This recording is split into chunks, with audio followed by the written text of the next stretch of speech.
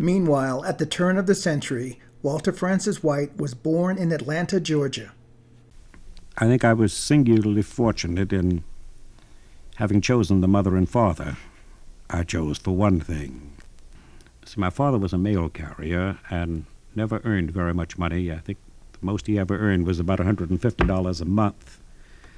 But on that sum, he and mother established a home and put 7 children through college, and how they did it is a financial miracle to me even to this day.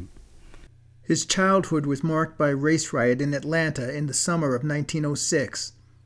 Inflamed by pre-election racist rhetoric, marauding whites attacked black areas, destroyed black-owned property, and injured African Americans.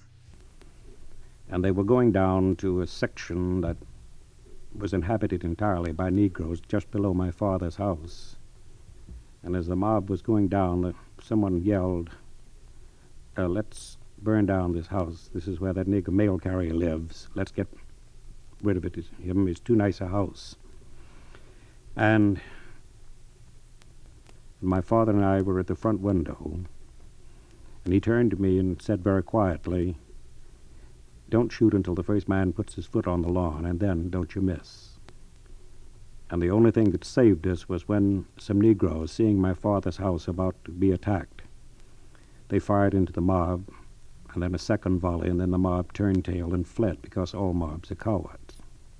40 years later, he wrote, "I remembered how I felt when I stood beside my father and feared that the whites would not let me live, that I must kill them first and then be killed.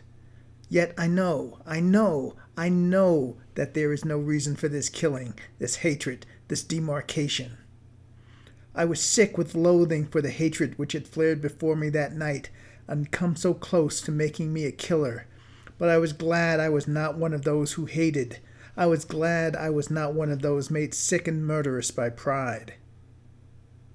I knew then who I was. I was a Negro, a human being with an invisible pigmentation which marked me as a person to be hunted, hanged, abused, discriminated against, kept in poverty and ignorance, in order that those whose skin was white would have readily at hand a proof of their superiority.